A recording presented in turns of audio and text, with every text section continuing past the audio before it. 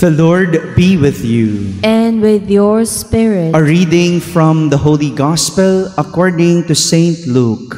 Glory to you, O Lord.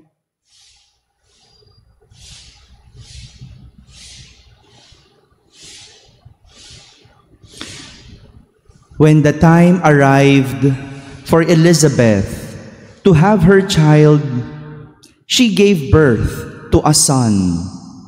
Her neighbors and relatives heard that the Lord had shown his great mercy toward her, and they rejoiced with her.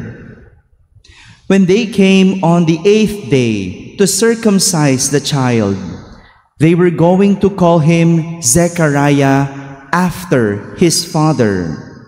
But his mother said in reply, "No, he will be called John." But they answered her, "There is no one among your relatives who has this name." So they made signs asking his father what he wished him to be called. He asked for a tablet and wrote, "John is his name." And all were amazed. Immediately, his mouth was opened, his tongue freed, and he spoke, blessing God. Then fear came upon all their neighbors, and all these matters were discussed throughout the hill country of Judea. All who heard these things took them to heart, saying, "What then will this child be?" For surely the hand of the Lord was with him. The child grew and became strong in spirit, and he was in the desert until the day of his manifestation to Israel. My friends, the Gospel of the Lord. Praise to you, Lord Jesus Christ. Good morning, my dear brothers and sisters. Good morning, Father. Happy holiday po. Holiday po sa Manila ngayon, no, araw ng Maynila. Kaya siguro wala masyadong tao sa paligid ng ermita. Anyhow, we celebrate the feast day of Saint John the Baptist. What then will this child be? Magiging ano kaya ang batang ito?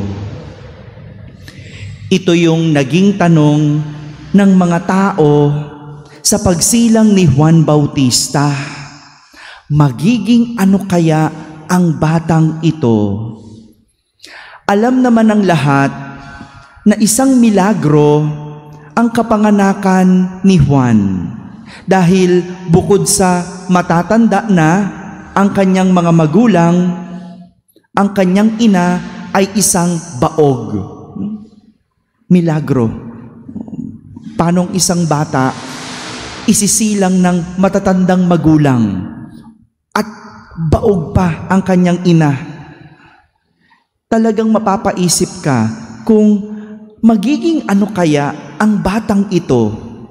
Ano kaya ang kahihinatnan ng batang ito?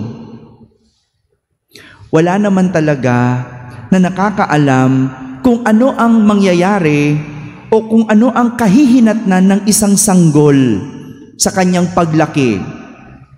Kayo po ba? Alam nyo, nung bata pa kayo, kung magiging ano kayo ngayon?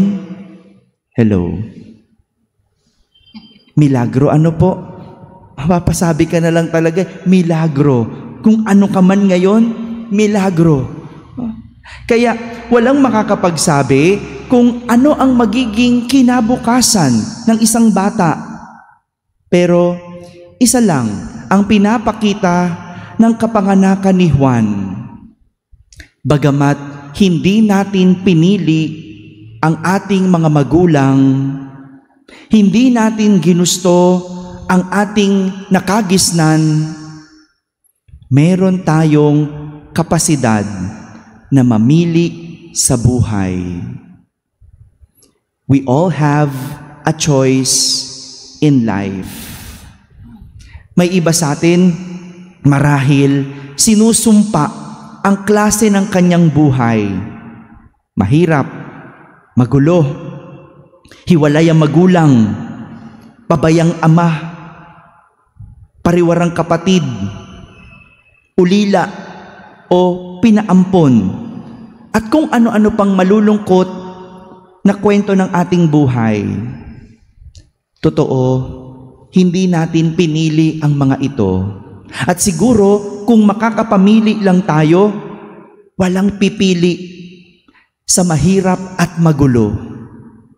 Pero kahit ganito ang sitwasyon mo, meron kang kapasidad na mamili sa buhay.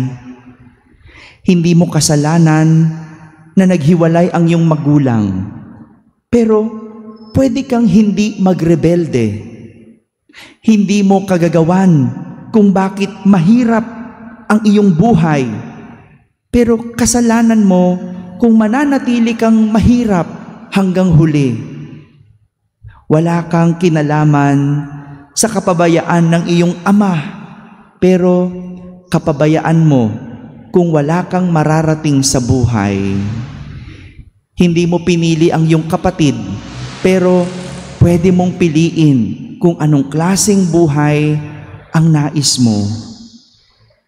Si Juan Bautista, isinilang na matatanda na ang kanyang mga magulang, pero hindi ito naging hadlang para hindi siya mabuhay ng matuwid at maayos. Hindi man mayaman, ordinaryo man, pero ginawa niyang ekstraordinaryo ang kanyang buhay sa pagpili sa Diyos, sa pagsunod sa Diyos, at hindi naging hadlang ang kasalatan sa buhay, kundi ginamit niya ito para makapamuhay ng banal.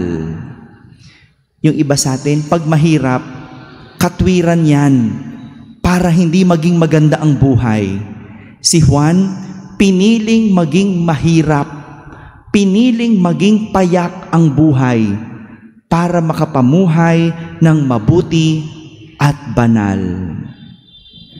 Mga kapatid, wala man tayong kinalaman sa mga bagay na nandyan na bago pa tayo isilang, pero meron tayong kakayanan na baguhin ang ating kinabukasan. Kaya walang magagawa ang pagmumukmok. Walang mangyayari kung patuloy kang maninisi. At walang maitutulong kung maiiwan ka sa galit dahil sa klase ng buhay mo ngayon. Meron kang kakayanan na baguhin ang iyong kinabukasan kung iyong pipiliin lang ang isang maayos at matuwid na buhay gaya ng kay Juan. Amen.